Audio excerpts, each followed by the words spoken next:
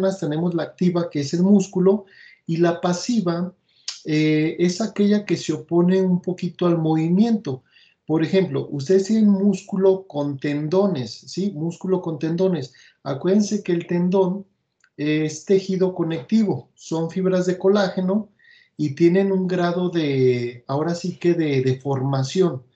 Ese grado de formación va a ser lo que va a estar contrarrestando a la fuerza activa, interna activa del músculo, ¿sí? Lo que viene siendo el tendón va a contribuir como una fuerza más pasiva, ¿sí? Entonces, para que tengan en cuenta que dentro de las fuerzas internas, de las que vamos a estar hablando, bueno, principalmente va a ser el músculo, ¿sí? Pero contrarrestando, pues también los tendones. Aquí, por ejemplo, estamos viendo un movimiento del antebrazo para dejarlo en esa posición.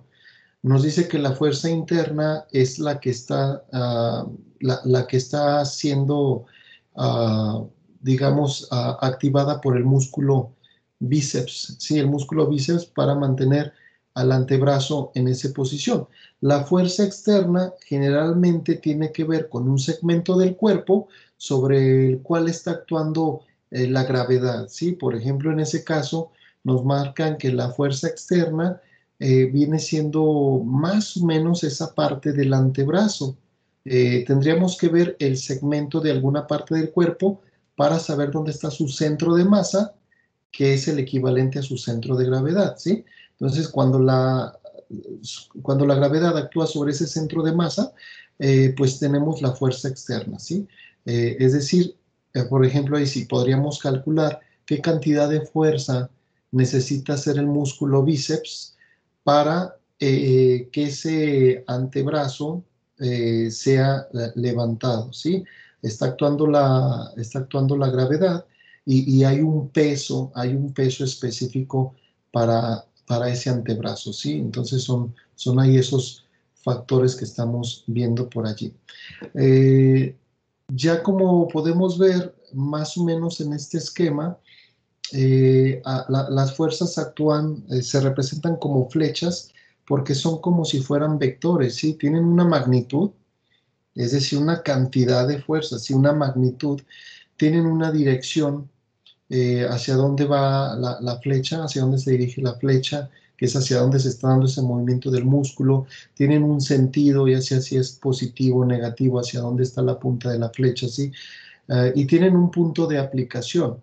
El punto de aplicación generalmente lo vamos a ver como el punto donde tiene que estar la fuerza o los tendones, por ejemplo, en este caso, donde tiene que estar el tendón insertado para que se haga ese movimiento de rotación, ¿sí? O de ese movimiento. Entonces, el tendón tiene que tener un lugar donde se va a insertar y sería como el punto de aplicación, ¿sí? Para la fuerza externa, en este caso, pues también tenemos, les digo que era muy importante dónde está ubicado el centro de masa, que es el centro de gravedad para esta fuerza externa, ¿sí? Entonces, hagan de cuenta que esas fuerzas se van a ser representadas con flechas, que es un vector, o sea, magnitud, dirección, sentido y punto de aplicación, ¿sí? Esas cosas son cosas muy sencillas que estoy casi seguro que ya las vieron en física y en este sentido pues lo vamos a ver de manera muy sencilla para el sistema musculoesquelético, ¿sí? Eh, Aquí nos dice un poquito nos habla no tanto de cuando estamos aplicando una fuerza, pero les digo que no es lineal, más bien que es un movimiento más de rotación. Se habla más de fuerza, se habla de un momento. Entonces se habla de los momentos en el sistema musculoesquelético, ¿sí? Y por ejemplo, para que quede esto más claro de cómo se calcula, nos dice, por ejemplo, momento interno, que es lo que les digo de las fuerzas internas, las del músculo, y momento externo, las de la parte del cuerpo sobre la cual está actuando la gravedad, ¿sí? Y van a tener lo que viene siendo la multiplicación de la fuerza interna, que es la del músculo, por una distancia que nos dice que es el punto de aplicación. Entonces, el momento es el producto de la fuerza por la distancia, que es la distancia en donde se está aplicando con respecto al eje de rotación. Por ejemplo, veamos aquí la fuerza interna, ¿sí? Digamos que en el músculo bíceps se está insertando en esta parte, el tendón se está insertando en esta parte del antebrazo, ¿sí? Se está insertando. Eh, ¿Dónde está el eje de rotación? Va a estar aquí, el eje de rotación. Entonces, aquí hay una distancia, ¿sí? La distancia al punto de aplicación de esa fuerza con respecto al eje de rotación, esa distancia, si la multiplicamos por la fuerza, entonces nos va a dar el momento interno, ¿sí? El momento interno. Aquí tenemos otra vez el eje de rotación, el punto de rotación, pero aquí nos vamos a concentrar a dónde está aplicándose la fuerza externa, que en este caso vamos a considerar que es el peso del antebrazo, ¿sí? En su centro de masa, que es su centro de gravedad. Entonces, si ponemos que este es el centro de masa, que es el centro de gravedad, y vemos la distancia del momento externo, que es al punto de aplicación, entonces vamos a tener esta fórmula de igualdad. Dice la fuerza interna, que es la del músculo bíceps en este caso, por su distancia, que es el punto de aplicación, es igual a la fuerza externa, que les digo que en este caso es el peso del antebrazo, por lo que es la distancia al punto de aplicación de la fuerza externa, ¿sí? Y entonces esto se convierte en el momento externo igual al momento interno. Es una relación de igualdad. Esto es muy similar a al ejemplo del balancín, al balancín o el sub y baja, que ustedes ya seguramente lo han visto, ¿sí? Digamos que este es el punto de aplicación o el eje de rotación, ¿sí? Y aquí tienes una distancia, ¿sí? Por ejemplo, aquí nos dice, el balancín es un ejemplo clásico de lo que son el sistema de palanca, ¿sí? Y es muy similar a lo del sistema musculoesquelético. Dice que un hombre de 672 newtons, acuérdense que es kilogramo metro sobre segundo al cuadrado, un hombre de 672 newtons, bueno, se sienta a 0.91 metros del punto de pivote para producir un equilibrio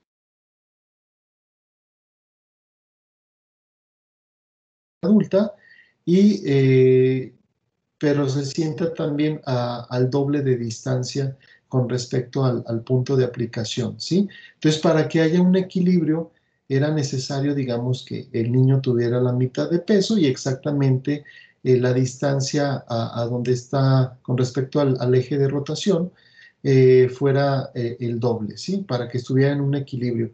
Más o menos es una fórmula con respecto a los momentos en el músculo esquelético, esta relación de igualdad del momento interno igual al momento externo, se necesita que haya esta igualdad entre la fuerza interna por la distancia, que es el punto de aplicación, ¿sí? Con respecto al eje de rotación, igual a la fuerza externa por la distancia del punto de aplicación, ¿sí? Con respecto al eje de rotación. Entonces, es el ejemplo clásico del balancín. Está muy sencillo. Fíjense que cualquier despeje, pues estaría súper sencillito, ¿sí? Entonces vamos a ver los primeros ejemplos de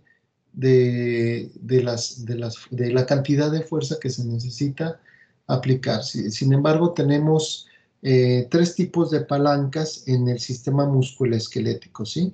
En este caso vamos a ver a la palanca de primera clase, ¿sí? Y de aquí vean el esquema. eh, para mantener nuestra cabeza erguida, necesitamos que estén actuando músculos posturales, ¿sí? Músculos posturales. Y en este caso, pues son músculos posturales que están entre la cabeza y el cuello, ¿sí? Entonces, pero recuerden que la cabeza también va a tener un peso, ¿sí? Que va a ser como la fuerza externa.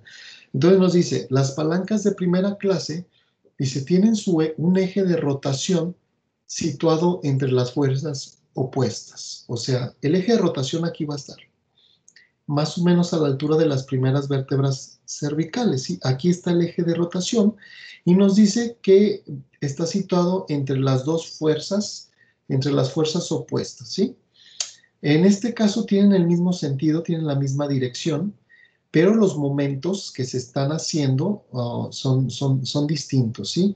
Es decir, la cabeza va a hacerse para arriba y mientras que los músculos están actuando hacia abajo, ¿sí? Entonces, si tienen un eje de rotación situado entre las fuerzas opuestas, en el cuerpo, un ejemplo de la palanca de primera clase son los músculos extensores de la cabeza y el cuello que controlan la postura de la cabeza en el plano sagital, ¿sí? Los datos que tenemos, pues vean, fuerza muscular es desconocida, ¿sí? El peso de la cabeza, que viene siendo como la fuerza externa, es de 46.7 newtons, ¿sí? Dice, el brazo de palanca del momento interno, que es esta distancia, con respecto al eje de rotación, donde se está insertando los tendones. Entonces, el brazo de palanca es este, BMI, brazo de palanca del momento interno, es una distancia de 4 centímetros.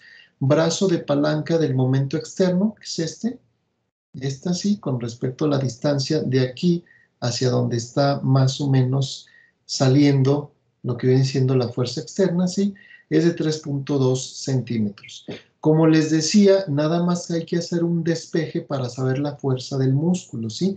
Vamos a bajar entonces la distancia o el brazo de palanca del momento interno hacia acá y veremos que, bueno, ya con el despeje tenemos que meter el valor del peso de la cabeza, el brazo de palanca del momento externo, entre el brazo de palanca del momento interno y tendríamos una fuerza muscular de esos músculos posturales de la cabeza y cuello de 37.4 newtons, ¿sí? Se necesita entonces una fuerza de 37.4 newtons para mantener erguida una cabeza de 46.7 newtons, más o menos. Entonces, es un ejemplo de una palanca de primer orden, ¿sí? Entonces dice, en las palancas de primera clase, las fuerzas internas y externas suelen actuar en el mismo sentido, aunque se produzcan momentos en sentidos opuestos.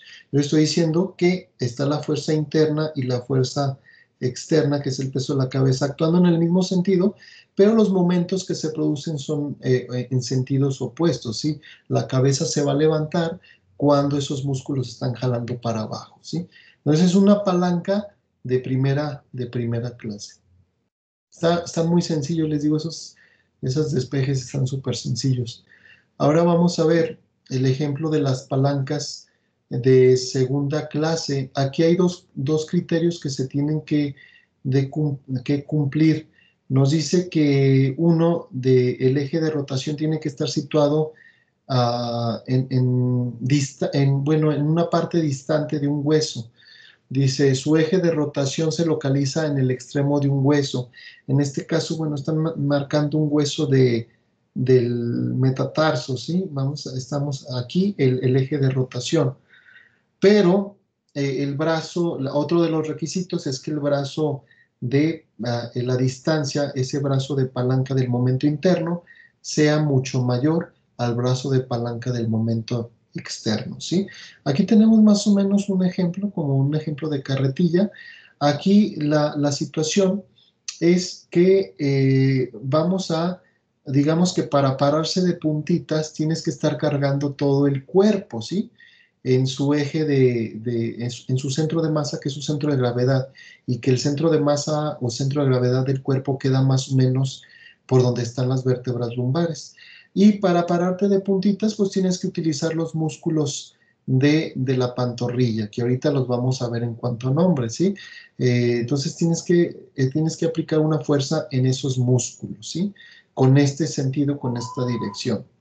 Entonces, vamos a ver que tenemos un brazo con respecto al eje de rotación, tenemos un brazo, una distancia hacia donde está el punto de aplicación de lo que viene siendo ese músculo de la pantorrilla, ¿sí?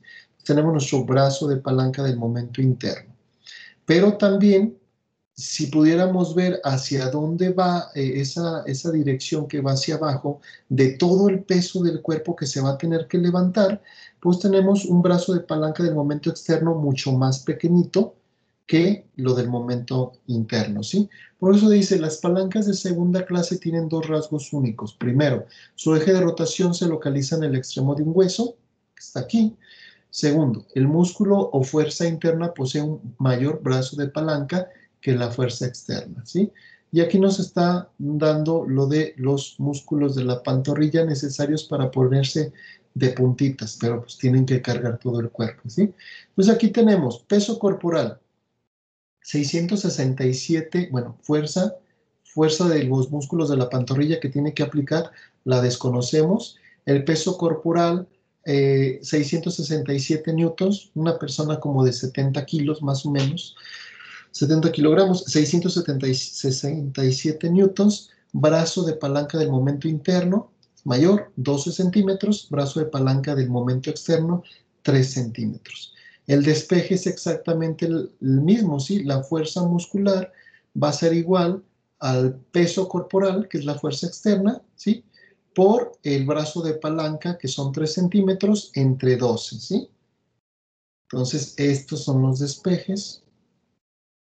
Eh, y vamos a tener entonces que la fuerza muscular, para que el músculo de la pantorrilla pueda ponerse de puntitas, levantar a todo el cuerpo, son 166.8 newtons. Si se fijan, ya es mucho más fuerza que se tiene que hacer que el músculo que tiene que mantener la cabeza erguida, ¿sí? Entonces son 166.8 newtons. Dice, las palancas de segunda clase son poco habituales en el sistema musculoesquelético. Pero bueno, ese es un ejemplo, ¿sí? Vamos a ver las palancas de tercera clase, que son las más comunes en el sistema musculoesquelético. Dice, como las palancas de segunda clase tienen su eje de rotación localizado en el extremo de un hueso. Bueno, aquí estamos viendo el hueso húmero y dice, tienen su eje de rotación situado en el extremo de un hueso. Ahí está. La primera característica que también la tenían las palancas de segunda clase. Por ejemplo, los músculos flexores del codo, o sea, como el bíceps, emplean una palanca de tercera clase para producir el momento de flexión requerido para sostener una mancuerna. ¿Sí? A diferencia de las palancas de segunda clase, aquí vean la distancia, en este caso, aquí vamos a ignorar el peso del antebrazo, vámonos a donde está el peso de la mancuerna, que va a ser el centro de masa, centro de gravedad, ¿sí? Es donde está la fuerza externa, ¿sí? O el peso externo.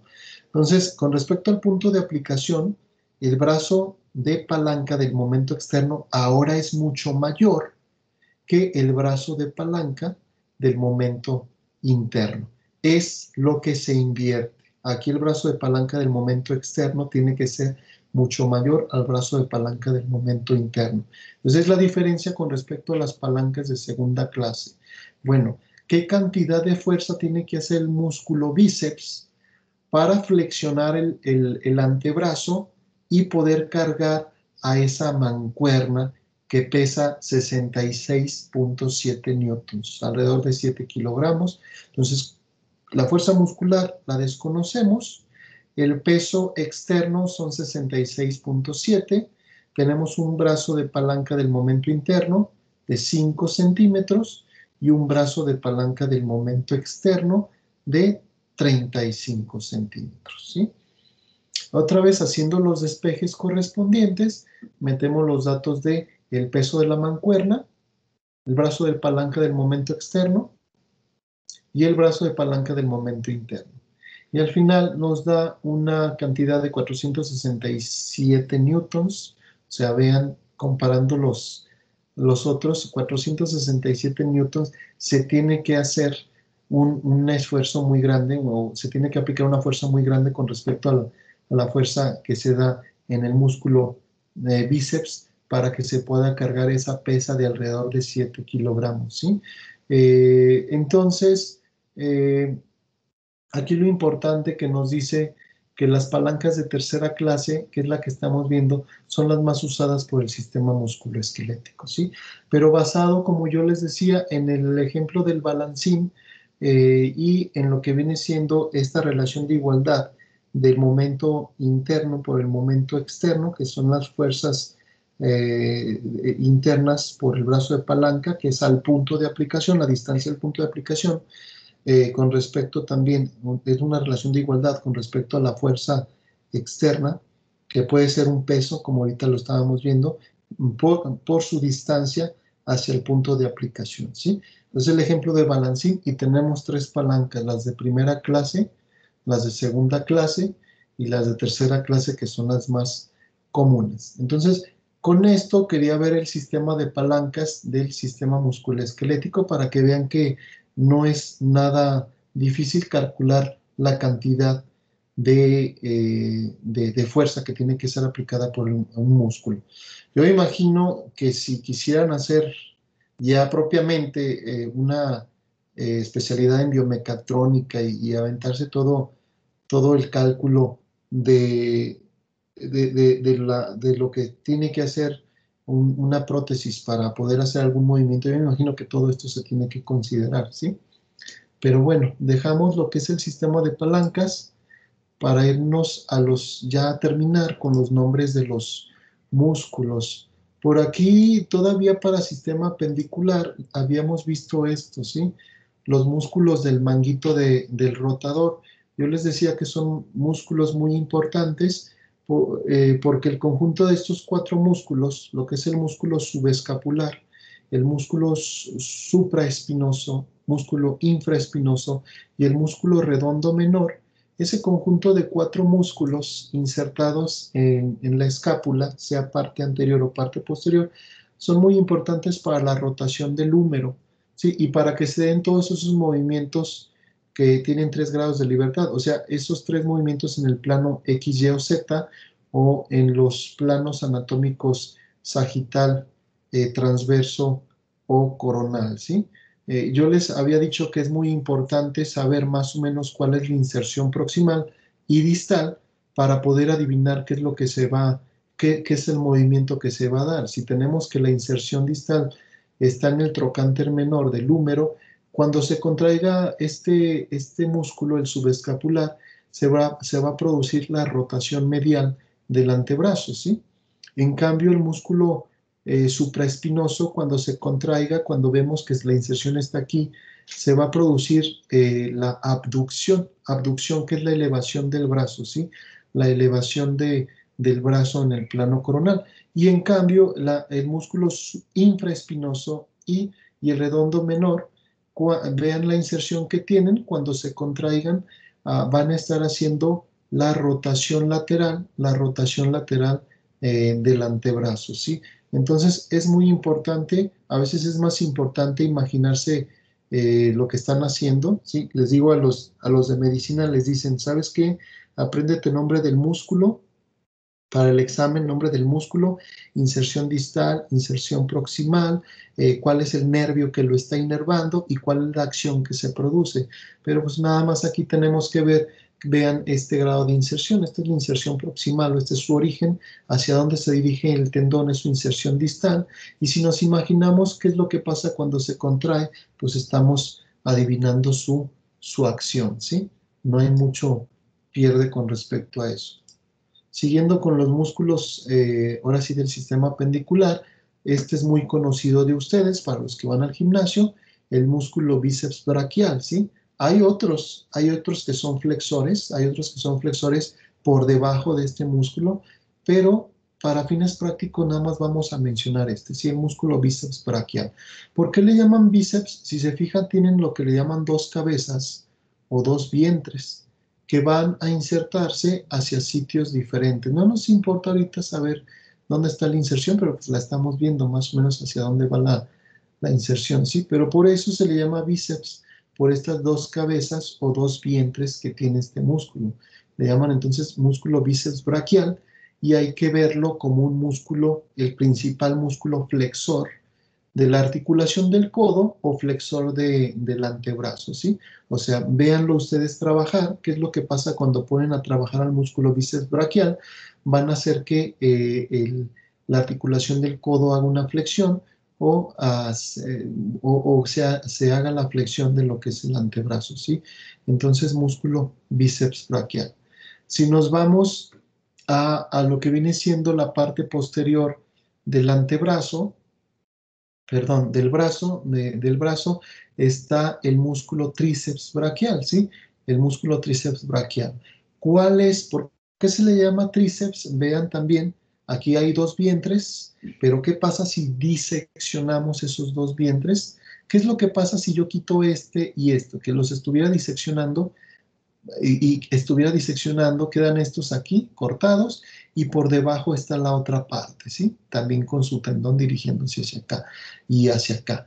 Entonces hay que entender lo que se le llama tríceps porque es uno, dos, tres. Tres vientres, ¿sí? O tres cabezas, pero al final su tendón, al menos la parte distal del tendón, va hacia algún sitio en específico, ¿sí?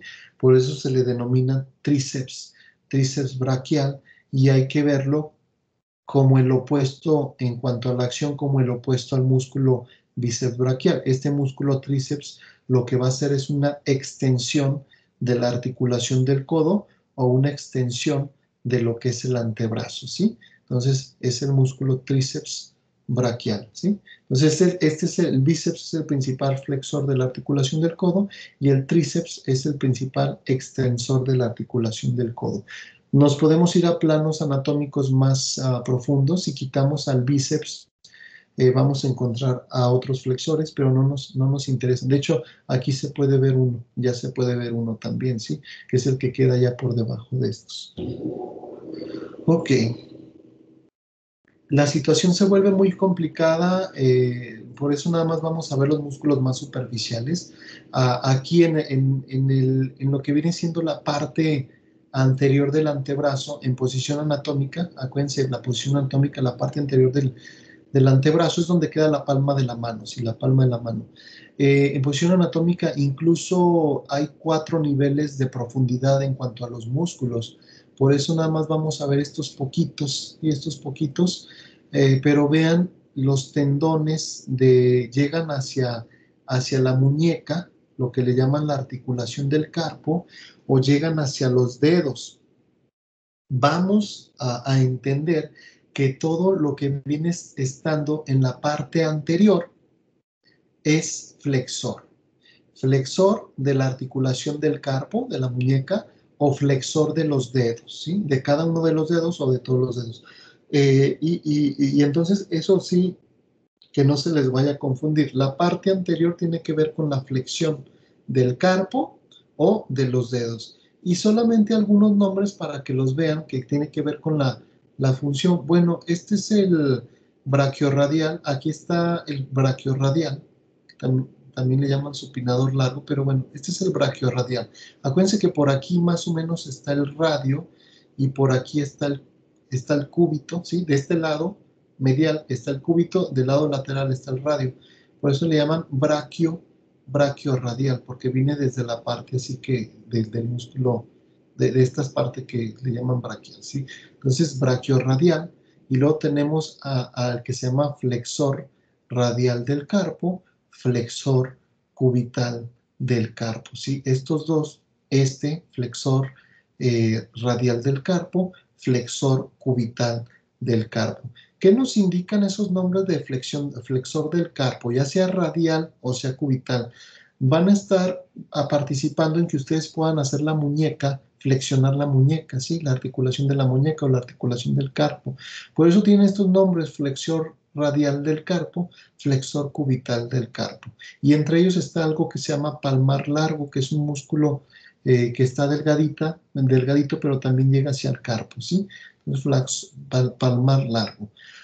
Hacia adentro, chicos, de estos músculos, tanto del brachiorradial, flexor radial del carpo, palmar largo, flexor cubital del carpo, hacia adentro hay músculos que tienen que ver con la flexión de los dedos, ¿sí? Tienen que ver con la flexión de los dedos. No los puse porque ya me cambié a los extensores que están en la parte posterior, pero nos podemos ir a los planos de profundidad, que son 4 hacia más, bueno, además de son 3 planos más profundos, donde va a haber músculos que van a flexionar alguno de los dedos, ¿sí? En específico. Por ejemplo, aquí nada más vean la cantidad, ya estamos viendo la parte posterior la parte posterior del antebrazo, donde todo nos aparece como extensor, extensor, extensor. Por eso yo les decía que es muy importante que consideren que la parte anterior es flexora, ya sea de la articulación del carpo de los dedos, y la parte posterior del antebrazo es extensora. Por ejemplo, aquí nos dice músculo extensor radial largo del carpo, extensor radial eh, corto del carpo, ¿sí? O sea, estos están en la parte donde está el hueso radial, el hueso radio, ¿sí?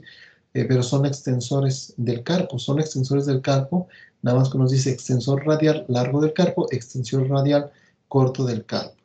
Y luego aquí nos dice, vean hacia dónde van los tendones de este músculo, dice extensor de los dedos, y vean hacia dónde van esos tendones, van hacia los dedos, ¿sí? Van hacia los dedos.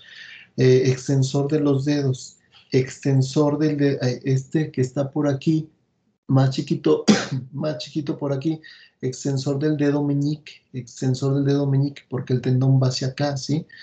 Y luego este que está por debajo nos dice extensor cubital del carpo, extensor cubital del carpo.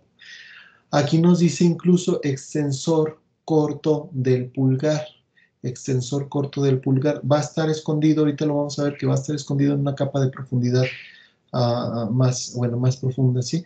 Extensor corto del pulgar, también hay un abductor, ¿sí? Pues aquí nos dice extensor corto en una capa de profundidad mayor. Si quitamos los otros músculos que habíamos visto, extensor corto del pulgar y extensor largo del pulgar. Este va hacia acá. Miren, extensor largo del pulgar va hasta acá. ¿Sí? Extensor corto del pulgar también va hasta acá. Al final van a ser músculos extensores y tienen que ver con eso, ¿sí? Entonces, vean, esto es nada más es importante que sepa que son los músculos extensores, ¿sí? Extensor del dedo índice, por aquí aparece en el segundo plano de profundidad, extensor del dedo índice, ¿sí? Eh, Resumiendo todo esto, pues entonces en el antebrazo, en la parte anterior, tenemos los músculos flexores, de la articulación del carpo, y si nos vamos a mayor profundidad en la parte anterior, vamos a tener los músculos flexores de cada uno de los dedos, ¿sí? Si nos vamos a la parte posterior del antebrazo, vamos a tener los músculos extensores del carpo y vamos a tener los músculos extensores de los dedos, ¿sí? Ya sea en conjunto o de manera individual, como lo estamos viendo aquí. Les comentaba la otra vez, digo, jugando básquet me tocó ver cómo el balón le dio en el dedo índice a uno de mis compañeros y le rompió, literalmente le rompió, le desconectó el tendón de la falange, ¿sí? Y ha tenido como un reposo de 2 meses, bueno, fue como un mes de entablillado, más también unas terapias en el dedo, para que ese tendón volviera a pegar también al músculo, ¿sí? Volviera a pegar al músculo. Pero lo curioso es que la falange, aun cuando él quería tener todos sus dedos estirados, al haberse roto ese tendón, se le veía, bueno, y te daban muchas ansias verle que el dedo se le iba para abajo, ¿sí? La parte de la falange distal se le iba para abajo ya sin control, porque pues no estaba funcionando el tendón. Y sí es problemático, porque le dijeron, si no pegas, y vamos a tenerte que abrir, y vamos a tenerte que hacer como una cirugía para tratar de que pegue, acomodar el tendón y que pegue ahora sí con el hueso, ¿sí? O sea, no era, a pesar de que era digamos, un tendón de un dedo, se le pudo haber quedado para siempre así si no se hubiera atendido eso, ¿sí? Si hubiera tenido la falange distal, la hubiera tenido siempre para abajo. Entonces, es importante que vean todo esto de las flexiones y extensiones en esta parte del antebrazo y de todas las falanges de los dedos, porque no es tan trivial. Les digo, al hacer una prótesis, lo más complicado incluso sería tratar de imitar todos los movimientos tan finos y con un grado de inervación tan grande de los dedos, ¿sí? Porque pues hacen movimientos extremadamente muy finos. Por ahí habíamos visto este también para la flexión, cuando vas a dar una patada o cuando vas a, más bien como cuando vas a dar un rodillazo, cuando vas a dar, flexionar la articulación de la cadera. Esto se logra por los músculos que le llaman iliopsoas, que es el músculo ilíaco, el músculo psoas menor y el músculo psoas mayor. En su conjunto, pero vean hacia dónde van sus tendones ya en conjunto, ¿sí? En su conjunto les digo que les llaman iliopsoas, ¿sí? Y les mencionaba que el psoas menor está en el 50% de la población. A través de la evolución fue desapareciendo y hay personas que lo tienen, hay personas que no lo tienen, el psoas menor, pero se ha descrito que no pasa absolutamente nada. Es como si no sirviera ya de mucho, ¿sí? Pero bueno, ese es un dato curioso. Los músculos iliopsoas tienen que ver con la flexión de la cadera o como flexionar el muslo como si estuvieras dando un rodillazo, ¿sí? Aquí les digo de esto, psoas menor, ilíaco, sí, psoas mayor, todo el conjunto de los iliopsoas. Puedes complicarte las cosas e irte les digo, ponían a los chicos a que se aprendieran todo esto y a los 3 días después del examen todo esto se olvidaba, ¿sí?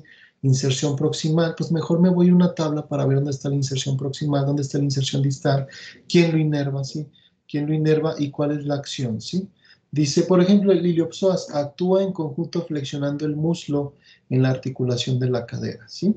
Entonces, pues ahí está, pero no lo podemos imaginar también. Ok, vamos a ver ahora un conjunto de músculos que se llama cuádriceps del femoral, ¿sí? Cuádriceps del femoral. Vamos a verlo aquí en grandote. ¿Por qué se le llama cuádriceps del femoral? Yo creo que todos los que van al gimnasio y hacen pierna ejercitan el muslo.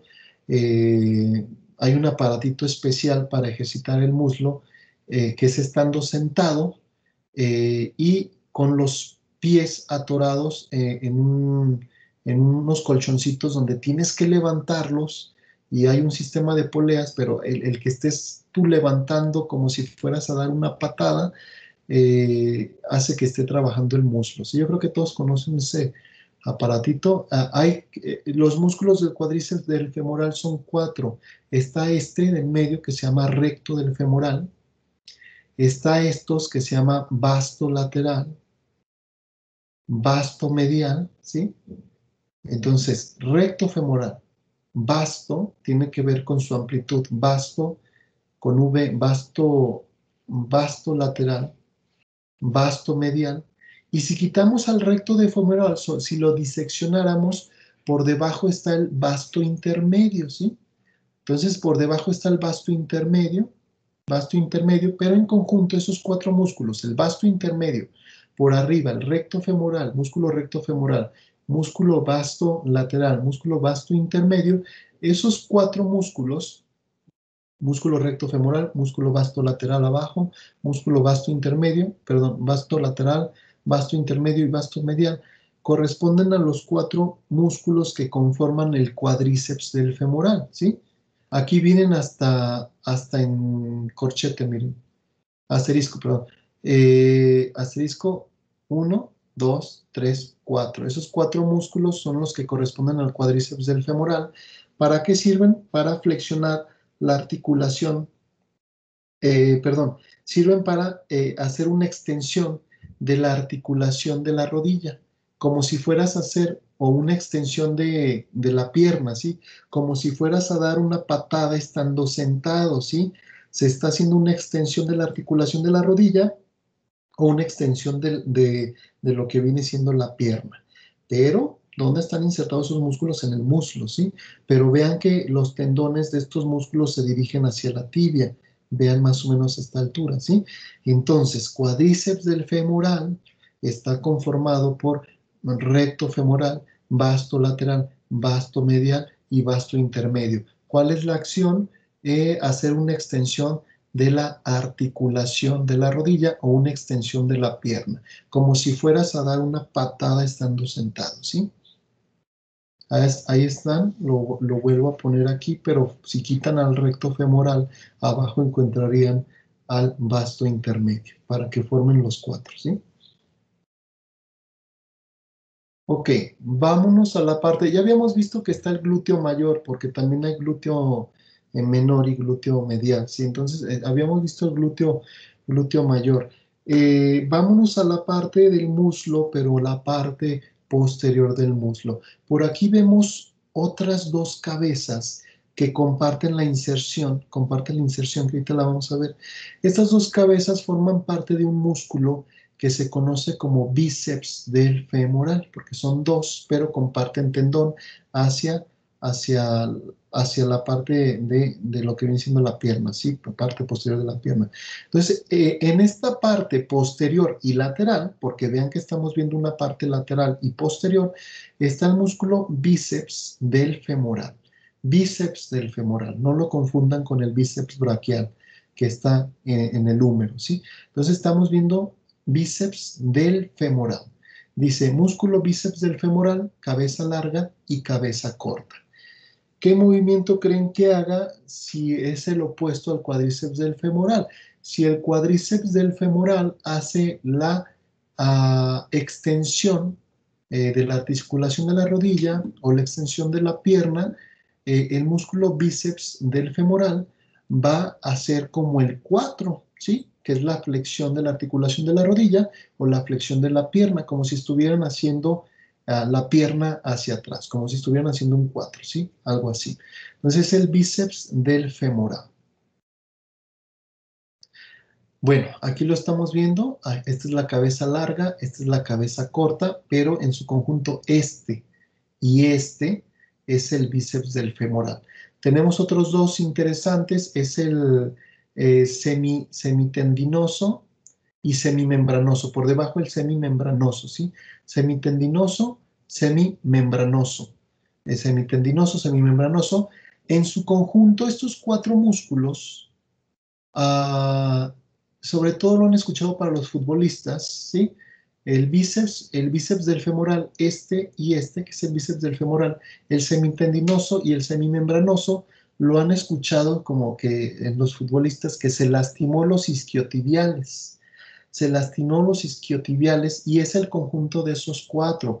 La cabeza larga y cabeza corta del bíceps del femoral, el semitendinoso y el semimembranoso. Le llaman los isquiotibiales y sirven para hacer una flexión de la pierna o una flexión de la articulación de la rodilla, como si quisieras hacer la pierna hacia atrás o hacer un 4, ¿sí? Pero son el conjunto de los isquiotibiales. Hay otros, vean por ejemplo, bueno, ya dejamos a los isquiotibiales, está un músculo también muy medial que pasa por aquí muy grande, que es el músculo gracil, ¿sí? Y déjenme ver si puedo localizar. Este músculo sartorio les dije que tenía una longitud grandísima, sus fibras musculares, vean, viene desde aquí esta parte del ilion, pero se atraviesa en diagonal hasta esta parte de la tibia, hasta la parte medial de la tibia. Este músculo en algunas personas, sus fibras musculares miden más de medio metro, ¿sí? El músculo sartorio, que no lo estoy poniendo, músculo sartorio, pero lo estamos viendo aquí, que viene desde esta parte hasta acá, ¿sí? El músculo sartorio. Y en la parte medial, como les estaba diciendo, pues está este músculo también muy larguito, que es el músculo gracil, ¿sí? Entonces, pues aquí lo importante era ver los isquiotibiales, porque junto con es el semimembranoso, semitendinoso y las dos cabezas de los bíceps del femoral, y estos isquiotibiales están participando en la flexión de la articulación de la rodilla o la flexión de la pierna, ¿sí? Finalmente, para la flexión, para pararnos de puntitas, digamos, hacer lo que es la flexión plantar, tenemos a los músculos gemelos y si quitan a los gemelos vamos a encontrar el músculo sóleo, ¿sí? Tanto los músculos gemelos superficiales y el músculo sóleo, que es profundo, van a tener la acción de hacer la flexión plantar. Bueno, vean el tendón de Aquiles por aquí.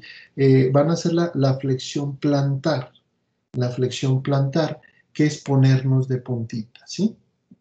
Vámonos hacia la parte anterior Bueno, aquí está, gastrocnemio, que también así se le llaman los gemelos, es un nombre bien latoso, gastrocnemio, pero al final flexión plantar y el sóleo flexión plantar.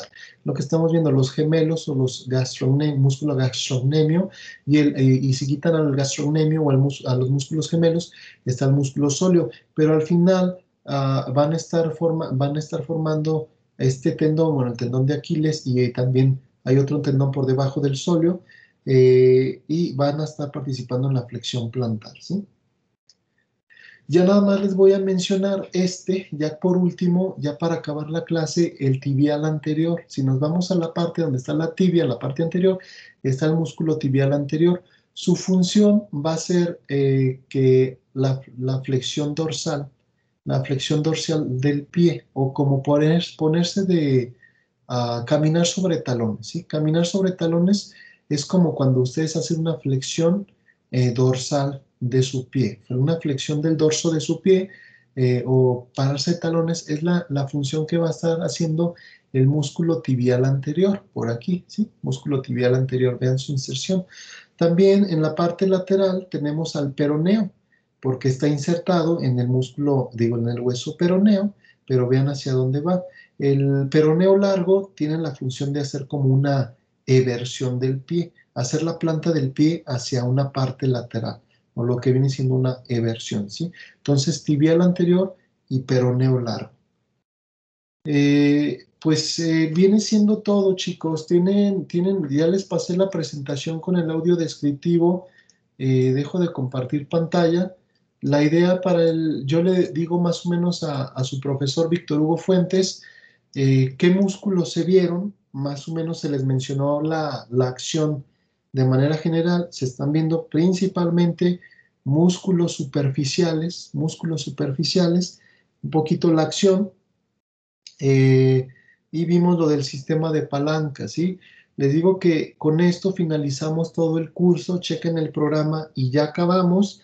Ya nada más sería cuestión de comunicarme con ustedes a través del chat o a través de su jefe de grupo, con este Luis, para pues ponernos de acuerdo con su último examen de teoría, ¿sí? Y tienen ya varias semanas de anticipación, usted está ahora sí que toda la mitad de junio y el resto, los 15 días de exámenes, que es, perdón, la mitad de mayo que queda y la mitad de junio que queda para terminar el curso. Ya tenemos un mes, pero yo la siguiente semana me comprometo a mandar la guía del tercer parcial teórico para que ustedes me pongan una fecha de examen. Ya saben que trabajar sobre la guía es algo fácil y el examen se presta también sencillo si trabajan ustedes sobre la guía. Y pues entonces, de mi parte, pues es todo lo que se tenía que dar del curso. Había que ver muchos videos, había que hacer un proyecto, pero pues no se pudo. Entonces, se los cambiaría por exposiciones, los videos, pero yo creo que ya mejor los dejo así. Creo que todos estamos un poquito cansados por este sistema virtual. Entonces, yo creo que calificamos sobre los exámenes si nadie tiene inconveniente. Si hubiera una persona que tuviera inconveniente, pues entonces calificamos el 20% de participación de otra manera. Si nadie tiene inconveniente, pues adelante, solamente lo calificamos con exámenes, a todos les ha ido bien, ¿sí? Pero bueno, para eso, pues si les doy la calificación final lo más antes posible, pues yo creo que ahí podemos llegar a ese acuerdo ya grupal, ¿sí? Entonces, trabajo sobre la guía, se las paso la siguiente semana, me ponen fecha de examen, subo el examen a aula virtual y en cuanto me genere el resultado, pues trato de hacerle el promedio general y calificación final lo más rápido posible para que ustedes estén de acuerdo, ¿sí? ¿Cómo ven? Pues creo que bien, ahí en otro día, en la semana, yo creo que le avisamos que ya queremos el examen. Ándale, pues, sí, yo en cuanto les tenga la guía, ya ustedes pueden platicar en grupo cuando quieren el examen, ¿sí? Sale pues. Chicos, de mi parte es todo, les agradezco mucho tal vez la comunicación que tengamos ya no es así en línea, ya va a ser todo como que más por chat o con su jefe de grupo por mensajito por WhatsApp. Les agradezco mucho pues el esfuerzo que hicieron. De verdad es una materia que no sé, se hubiera prestado mejor en los primeros semestres de su carrera. Eh, yo les decía que cuando yo sufro mucho cuando voy con ustedes de manera presencial porque sobre todo con las primeras generaciones no hallaba ni qué hacer porque me daban 4 horas. Y a mí me dan 4 horas para una anatomía general con otras carreras. Y hablo de anatomía general donde ves todos los sistemas del cuerpo. Entonces, con ustedes era algo muy breve, pero la idea era, la idea del jefe de departamento y el decano, que me imagino que es este Rizo, y el maestro Jorge, la idea era ponerla en ese semestre eh, porque ya tenían un conocimiento teórico práctico para hacer algo, un proyecto final. Ahora sí que relacionado con esto, sí, de las prótesis. Pues ya sacaron de la materia, ya la sacaron. Yo creo que vieron que no tenía mucho sentido ponerla en octavo semestre sin haber visto nada previo de esta situación, ¿verdad? Y ya la sacaron en el nuevo plan de estudio y la metieron como nueva materia. Bueno, una anatomía general se metió con los ingenieros biomédicos, que con ellos se aplicaba un poquito en los primeros semestres porque nada más llevaban fisiología, entonces sí había que ver esto, ¿sí? Pero bueno, entonces, pues con ustedes ya cumplimos el programa y pues de mi parte, pues les agradezco mucho, ya nada más hay que ponernos de acuerdo para finalizar oficialmente, que ya nada más es las calificaciones y los exámenes, ¿sí? Entonces, pues de mi parte es todo, chicos, pues ya se pueden desconectar, que tengan bonito día y pues ya nada más nos comunicamos ahí, pues ya sea con el jefe de grupo o por chat para finalizar todo esto, ¿sí? Sale pues, chicos, muchas gracias. Sale, profe, gracias a usted. Hasta luego. Vente, profe, cuídese. Gracias. Hasta luego. Hasta luego, profe. Adiós, adiós.